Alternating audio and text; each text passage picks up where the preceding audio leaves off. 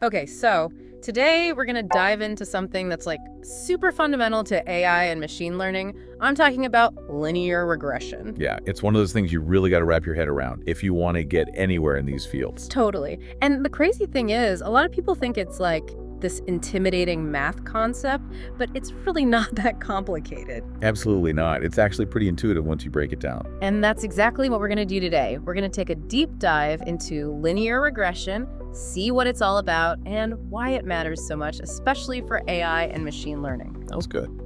So to guide our deep dive, we've got some great resources lined up. We'll be pulling from Geeks for Geeks and Wikipedia. Good choices. They both have solid explanations, but from different angles, so it'll help us get a more complete picture. Exacto. So let's kick things off with the basics. In the simplest terms, what is linear regression actually doing? Okay, so imagine you have a bunch of data points, and you want to figure out if there's a relationship between them. Like if you plot them on a graph, are they randomly scattered, or do they seem to follow some kind of pattern? Exactly. And in linear regression, we're specifically looking for a linear relationship.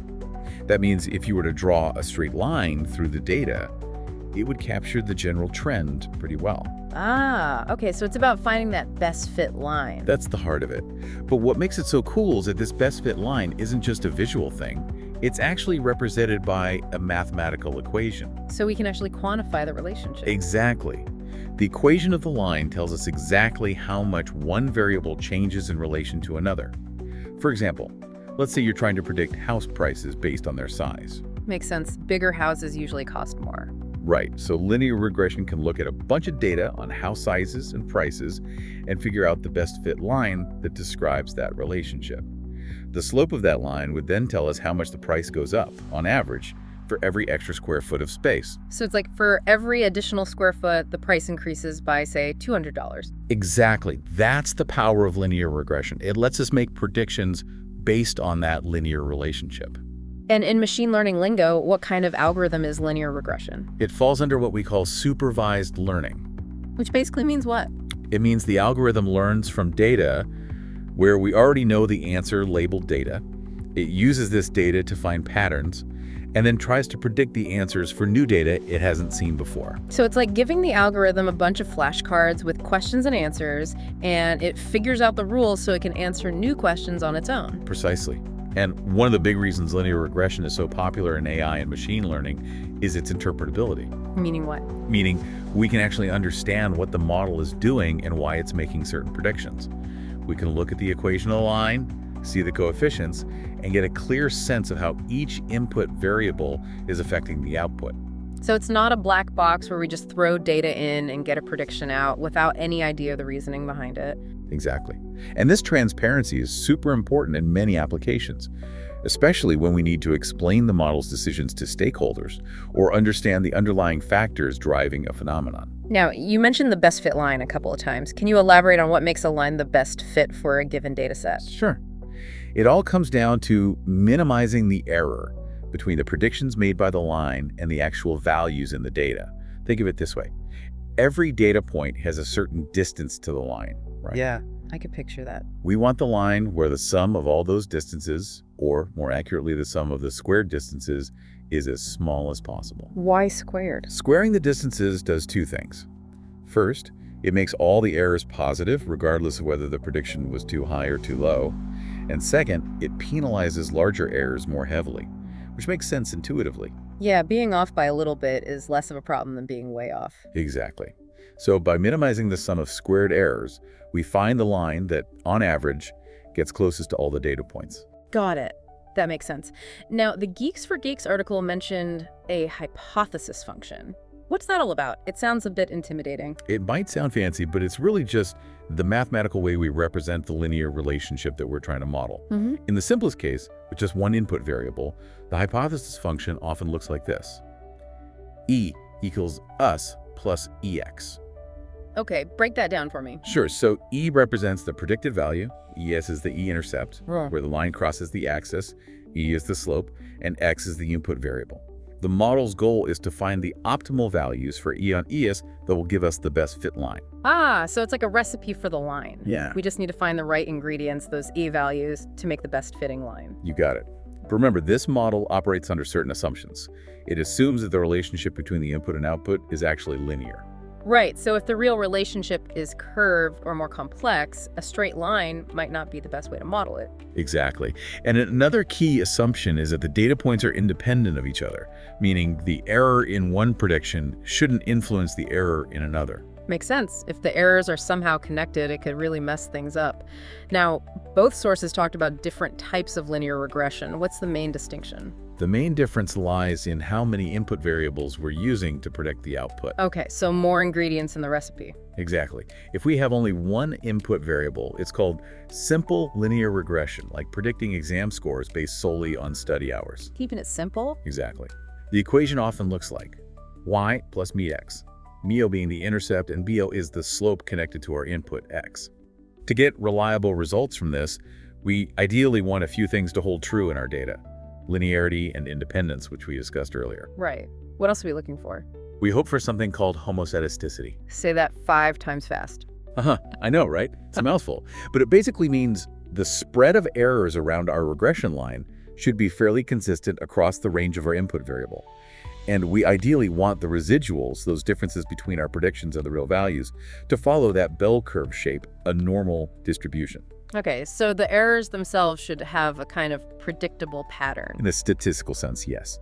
Now, when we move to situations where we have multiple input variables that might be influencing the output, we're talking about multiple linear regression, like our house price example, where age, location, and size all play a role. Right, it's rare that just one factor determines something as complex as a house price. Exactly, so the equation gets a bit longer.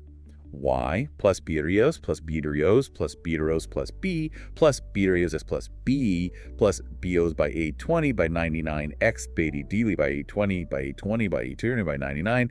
Each input variable, like CDOs and so on, gets its own coefficient, betas, etc., showing its individual impact on the prediction of Y. So instead of a simple line on a 2D graph, we're now dealing with a higher dimensional surface trying to fit through a cloud of data points. Precisely. And along with this comes some extra challenges, like we need to be wary of multicollinearity. That's when our input variables are highly correlated with each other.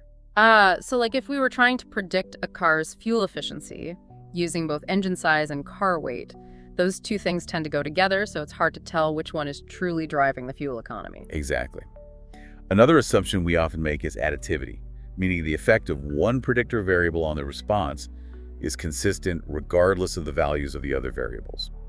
Basically, we're assuming there aren't any weird interaction effects that we haven't accounted for. So we want each variable to be pulling its weight independently.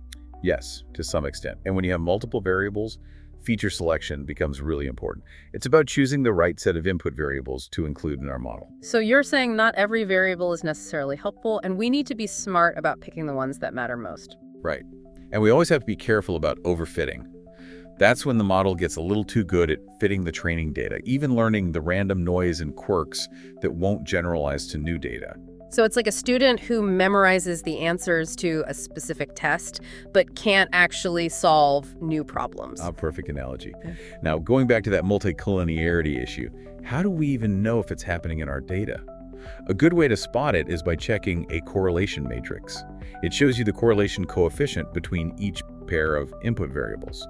If you see high correlation values, it's a red flag. Okay, so it's like a heat map of how closely related the variables are. Exactly. And a more formal method is calculating the variance inflation factor, or VIF, for each variable. A high VIF suggests that a particular predictor is strongly correlated with others in the model. Got it. So now we've got a pretty good grasp of the different types of linear regression and the assumptions that underlie them. But how does the model actually learn to make those predictions? You mentioned something about a cost function and gradient descent. Right. So the cost function is essentially a way for us to measure how bad our model is at making predictions with its current set of parameters. Yeah. We want to find the parameters that minimize this cost. So it's like a measure of how wrong the model is. The lower the cost, the better the model. Exactly. One common cost function is the mean squared error, or MSE, which we talked about earlier when defining the best fit line. It calculates the average of the squared differences between the predicted values and the actual values in the training data. So we're basically trying to find the sweet spot, the combination of parameters that gives us the lowest possible MSE. You got it.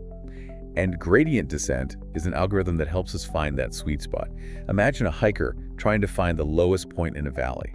They'd likely take small steps downhill, always moving in the direction of the steepest descent. So gradient descent is like that, but for our cost function. It's a way to iteratively adjust the model's parameters to find the minimum error. Exactly. We start with some initial guesses for the parameters, and then we use the gradient of the cost function to figure out which direction to move them in order to reduce the error. The learning rate, denoted by I, determines how big of a step we take in each iteration. And I see here in the article that there are specific update rules for the intercept and the slope using that learning rate. Right. Those update rules tell us how to adjust the parameters to get closer and closer to that minimum point of the cost function. We keep iterating, taking those little steps downhill until the error stops decreasing significantly, or we hit a predetermined stopping point. Okay, so now let's say we have a trained linear regression model. How do we actually know if it's any good? How do we evaluate its performance? That's where those evaluation metrics come in. These metrics give us quantitative ways to assess how well our model is doing. We've already talked about MSE. It's a popular choice, but it can be sensitive to outliers, those extreme values that can skew the results. So if we want something a little less swayed by those outliers, then mean absolute error, or MAE, could be a better option.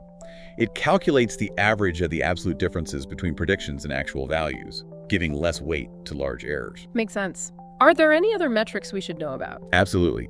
Root mean squared error, or RMSE, is another common one. It's simply the square root of the MSE, and it has the advantage of being in the same units as our target variable, making it easier to interpret. So if we're predicting house prices in dollars, the RMSE would also be in dollars. Exactly. It gives us a sense of the average magnitude of the error in our predictions. The Geeks for Geeks article also mentions residual standard error, or RSE, which is very similar to RMSE conceptually. It just sometimes uses a slightly different formula, incorporating something called degrees of freedom to provide a slightly less biased estimate of the error. Degrees of freedom. Think of it as the number of independent pieces of information we have to estimate our model's parameters. It's a statistical concept that ensures our error estimate is as accurate as possible. But all these metrics we've discussed so far tell us about the size of the errors. What if we want to know how well our model explains the overall variation in the data? Ah, that's a good point. We want to know how much of the story the model is actually capturing. Right. Precisely. And that's where the coefficient of determination, or R squared, comes in. It tells us what proportion of the total variation in our dependent variable is explained by the model. It ranges from 0 to 1, with higher values indicating a better fit. So an R squared of 0.8 would mean that our model explains 80% of the variation in what we're trying to predict. Exactly. And there's also something called adjusted R squared, which is similar but takes into account the number of variables in the model. It penalizes us for adding irrelevant variables that don't really improve the fit, helping to prevent overfitting. Ah, so it's like a quality control measure for our model. You could say that. It gives us a more realistic picture of how well the model will generalize to new data. Okay, this is all making a lot of sense now. But I remember in the outline you mentioned something about regularization techniques. Yeah. What are those and why are they important? Regularization techniques are a way to prevent overfitting and improve the model's ability to generalize to new data. They do this by adding a penalty term to our cost function. A penalty. Yeah, think of it as a way to discourage the model from getting too complex and learning the training data too well. Remember, we don't want the model to just memorize the training data. We want it to find general patterns that will hold true for new data. Right, we want it to be able to apply its knowledge to new situations. Exactly. And 3 common regularization techniques for linear models are lasso regression, also called L1 regularization, ridge regression, or L2 regularization, and elastic net regression, which is a combination of both. Okay, so what's the difference between lasso and ridge? The main difference lies in the kind of penalty they add to the cost function. Lasso adds a penalty based on the sum of the absolute values of the model's coefficients, while ridge adds a penalty based on the sum of the squared values of the coefficients. Okay, so different ways of penalizing complexity. Right. And each technique has its own strengths and weaknesses. Lasso has this cool property where it can actually drive some coefficients to exactly 0, effectively performing feature selection by automatically eliminating less important variables.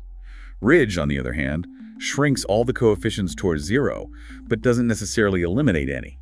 It's particularly useful when you have multicollinearity in your data. And ElasticNet kind of takes the best of both worlds. Yes, it allows you to balance the effects of both L1 and L2 regularization by adjusting a mixing parameter, so you can tailor it to the specific characteristics of your data and the goals of your model.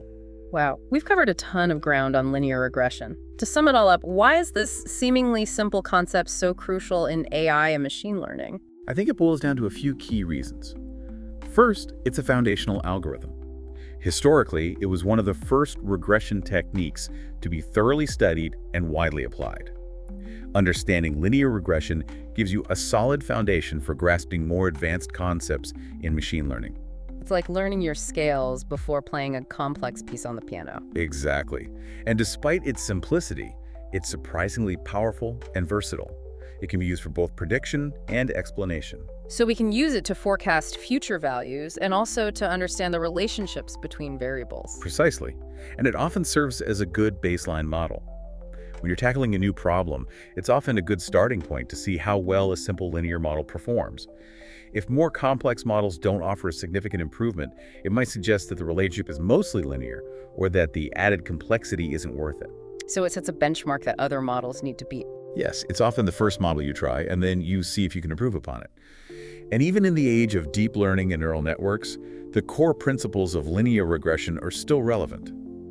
Many of these more advanced algorithms build upon those foundations or incorporate linear regression as a component.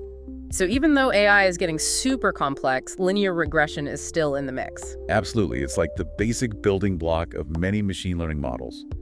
And the Wikipedia article specifically highlights its importance as a fundamental supervised learning algorithm in the context of machine learning applications. It's widely used across a huge range of fields, from economics to healthcare to marketing. It's amazing how such a seemingly simple concept has such broad applicability. Right. It really highlights the power of understanding relationships between variables. Now, to wrap up our deep dive, can we do a quick recap of the main advantages and disadvantages of linear regression? Yeah, let's do a pros and cons list. Okay, on the plus side, linear regression is simple to understand and implement. Its coefficients are interpretable, meaning we can clearly see how each input variable affects the output. It's computationally efficient, so it can handle large data sets. It's relatively robust to outliers compared to some other methods, and it serves as a good baseline model to compare against more complex approaches. But it's not a perfect tool, right? Of course not. Every tool has its limitations. The main drawback of linear regression stems from its assumption of linearity. If the relationship between variables isn't actually linear, the model won't be able to capture it accurately. Right, it's in the name. Exactly. It's also sensitive to multicollinearity, and sometimes the features or input variables need to be carefully engineered or transformed to work well with the model. And of course, it can be prone to overfitting or underfitting, depending on the complexity of the model and the data. So it's a powerful tool, but one that should be used with an awareness of its limitations. Absolutely. Knowing when and how to apply it effectively is key.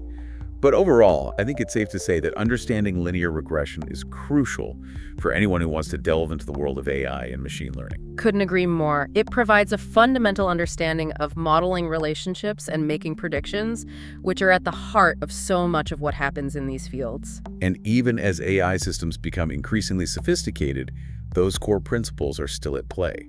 It's like having a solid grasp of arithmetic, even when you're working with advanced calculus. So true. Well, this has been an incredibly insightful deep dive. Thanks so much for walking us through the ins and outs of linear regression. It was my pleasure. It's a topic I'm always happy to discuss. And for you, the listener, I want to leave you with this thought.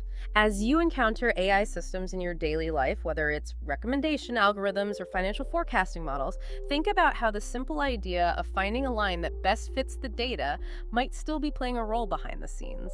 And consider the ways you can apply this concept in your own life, whether it's understanding trends in your business or simply making more informed decisions. There's always more to learn and explore in the world of AI and machine learning, so keep that curiosity alive. Until next time, happy learning.